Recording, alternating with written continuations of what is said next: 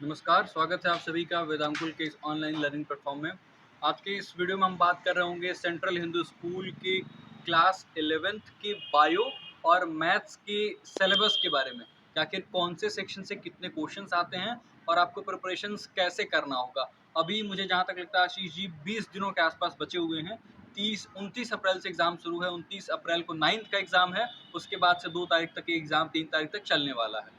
तो हम 20 दिनों में कैसे आखिर तैयारी अभी भी कर सकते हैं, मैथ्स के बारे में मैं बात करूँगा और बायो के बारे में बात करेंगे। कितने क्वेश्चन्स आते हैं मैं जल्दी-जल्दी बता देता हूँ आपको।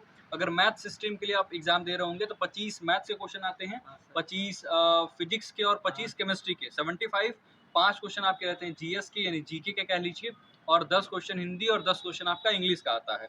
यही सेम पैटर्न बायो में भी फॉलो होता है, बस मैथ्स की जगह पे 25 क्वेश्चन क्या आ जाते हैं वहाँ पे बायोलॉजी के आ जाते हैं, ठीक है।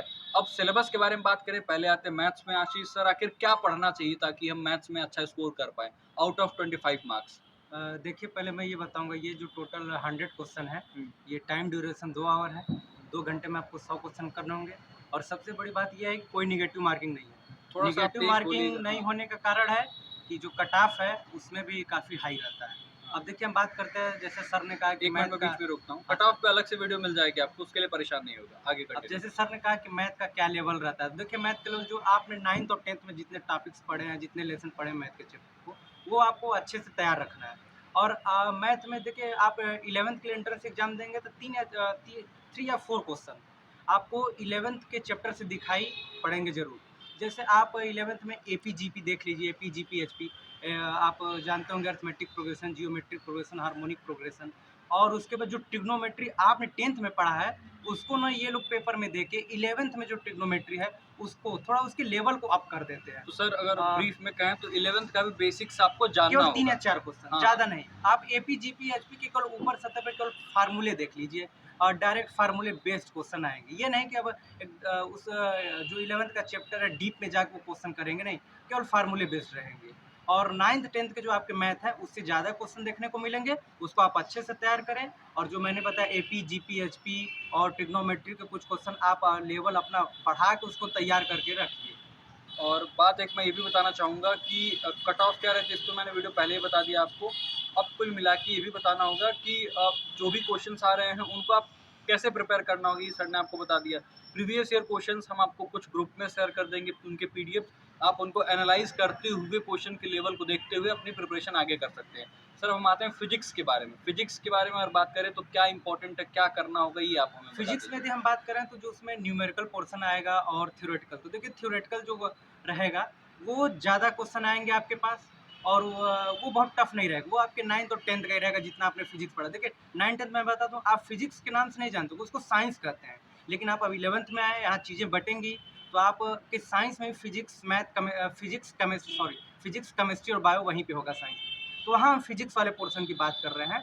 तो उसमें आपको जो 9th 10th में आपने फिजिक्स पढ़ा है, उसी से थ्योरेटिकल क्वेश्चन बनेंगे। और यदि जो न्यूमेरिकल है, वो डायरेक्ट फार्मूले बेस्ड रहेंगे। उसमें ज़्यादा वो बहुत टफ करके नहीं देंगे, जैसे जाएगा फार्मूला रेजिस्टेंस अप्लाई। जैसा एक चैप्टर है, हाँ, उसमें सपोज़ एक क्वेश्चन पूछ लेता है कि रेजिस्टेंस का एसआई यूनिट क्या होगा? हाँ। ओम लॉ आपने पढ़ा होगा, ऐसे क्वेश्चंस पूछे जाते हैं। प्रीवियस ईयर देखेंगे तो आपको काफ़ी अच्छे से आइडिया भी लग जाएगा और सर ने जो आपको बातें बताई वो भी बहुत आप अगर ध्यान से सुनेंगे तो आपको चीज़ें क्लियर हो जाएँगी। तो फिजिक्स में और कुछ बताना होगा सर या फिर फिजिक्स आगे? में मैं आपको यही बताऊँगा कि आपने जो 9th और 10th में, यदि जिन्होंने एनसीईआरटी से पढ़ा, और ये अच्छी बात है, आप जहाँ से पढ़े हों, वो थ्योरी पोर्शन जो आपका हो, वो अच्छे से तैयार है। न्यूमेरिकल आएगा डायरेक्ट, आप वो फार्मूला, बहुत ईज़ी क्वेश्चन रहेंगे, आप फार्मूला अप्लाई करेंगे, तुरंत आंसर आ जाएगा। तो काइनेटिक आपको। एनर्जी हाँ। भी एक टॉपिक है, पोटेंशियल एनर्जी, ये भी क्वेश्चंस पूछे जाते हैं। बीच-बीच में तो सॉरी टू इंटरप्ट यू। अरे कोई बात नहीं सर। तो बात ये है कि आपको थ्योरी पे ज़्यादा कमांड रख के चलना है और न्यूमेरिकल का ज़्यादा टेंशन नहीं लेना, वो डायरेक्ट फार्मूला बेस्ड रहेंगे। तो ये बात हो गई फिजिक्स की। आगे केमिस्ट्री पे आते हैं। बहुत लोग परेशान रहते हैं अपने लाइफ के भी केमिस्ट्री से, बट हम यहाँ पे केमिस्ट्री जो एकेडमिक केमिस्ट्री उसकी बात कर रहे होंगे। तो केमिस्ट्री के बारे में बात करें सर तो आप केमिस्ट्री जैसे आप भी प्रीवियस एनालिसिस करेंगे, या हम लोगों ने एनालिसिस जहाँ तक किया, उसमें भी 9th और 10th में आप जितने केमिस्ट्री पढ़े हैं, जो टॉपिक, उसी टॉपिक से थ्योरेटिकल क्वेश्चन ज़्यादा रहेंगे, उसमें न्यूमेरिकल बहुत कम रहेगा। और आपको ये पीरियोडिक टेबल से अच्छे क्वेश्चन देखने को मिलेंगे। वहाँ पे आपको वो एटॉमिक नंबर शुरू के, अगर आपको हो पाए तो 30-40 तक याद कर लीजिए, वहाँ से क्वेश्चन मिल सकते हैं, पूछ सकता है। तो केमिस्ट्री में ज़्यादा टफ क्वेश्चन नहीं देखने को मिलेंगे, आपको थ्योरी अपने कमांड में करना है और 9th-10th में आपने जितना केमिस्ट्री पढ़ा है उसी को अच्छे से रिवाइज करें लास्ट टाइम में और ज़्यादा एक्स्ट्रा पढ़ने की कोशिश ना करें, उतने से ही आपका हो जाएगा। अच्छा ठीक है, पढ़ाई आप कर रहे होंगे लेकिन एमसीक्यूज़ पे फ़ोकस ज़्यादा करिएगा, हाँ, ठीक है?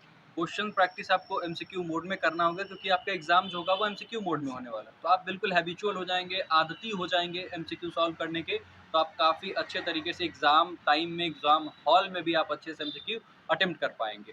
लास्ट क्या बचता है? बायोलॉजी के बारे में। बायोलॉजी के बारे में अगर बात करें तो देखिए कुछ शुरू में ही सर ने बताया था कि जो जिन्होंने बायो ग्रुप से अप्लाई किया होगा, उनको मैथ की जगह 25 क्वेश्चन बायो के करने होंगे। तो बायो में भी यही गाइडेंस आपको देना होगा, हम लोग देते हैं कि जो आपने 9th और 10th में पढ़ा है बायो, वही आपको अच्छे से कमांड करके तैयार रखना है। थ्योरी ही पूछा जाता है, उसमें कोई बायो में तो आपको पता है कोई न्यूमेरिकल होता नहीं है, तो वो केवल आपको थ्योरी तैयार करके रखना है। एनसीईआरटी से यदि आप पढ़ लिए हों, उसी को रिवाइज़ करें, नया कुछ करने की ज़रूरत नहीं है। नहीं कि ऐसा नहीं कि आप 11th का बुक उठाएँ, आप शुरू किए हैं पढ़ना, उससे कुछ ज़्यादा नहीं। आपको जो 9th-10th में है बायो, उसी से रिलेटेड क्वेश्चंस हूबहू देखने को मिलेंगी, इसको ऐसे कहिए। और एक बात मैं ये भी बताना चाहूँगा कि हम थोड़ा-सा यहाँ पे आपको क्लियर कर दें कि अलग दिन मतलब अलग शेड्यूल में आपका 11th मैथ्स का पेपर होता है। ऐसा नहीं कि एक ही पेपर में मैथ्स हाँ, और ये बायो बच्चों होता है, के मन में बहुत बड़ी डाउट डाउट होगी होता सर है। कि हम मैथ ग्रुप भी अप्लाई करना चाहते हैं बायो, सर एक ही दिन पेपर होगा, ऐसा नहीं होगा।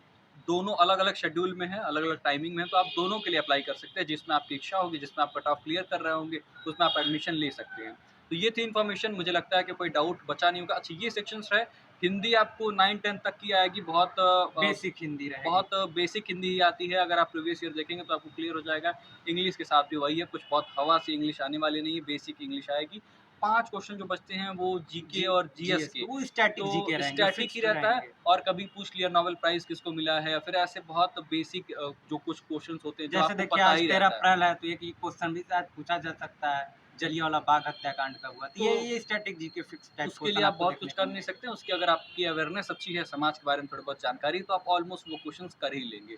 तो सर मुझे लगता है आप कुछ बचा नहीं इन है। बच्चों को बार-बार बस बात यही याद दिलाना होगा, कोई नेगेटिव मार्किंग नहीं है, आपको 100 क्वेश्चन अटेम्प्ट टिक करके आना करना होगा। ही है। तो बस इस वीडियो में यही जानकारी थी। कोई डाउट हो तो आप कमेंट करिएगा, हम उसको ज़रूर रिज़ॉल्व करने का प्रयास करेंगे। खुश रहिए, पढ़ते रहिए, 20 दिनों का जो भी टाइम बचा है उसमें अपना बहुत ख़्याल रखिए, पढ़ाई करते रहिए और हम ये उम्मीद करते हैं कि आपसे central Hindu school boys school में या फिर गर्ल्स स्कूल में हम आपसे जल्द मिलेंगे। तब तक के लिए बहुत-बहुत बहुत धन्यवाद। धन्यवाद अपना आपका। बहुत ख़्याल रखिए।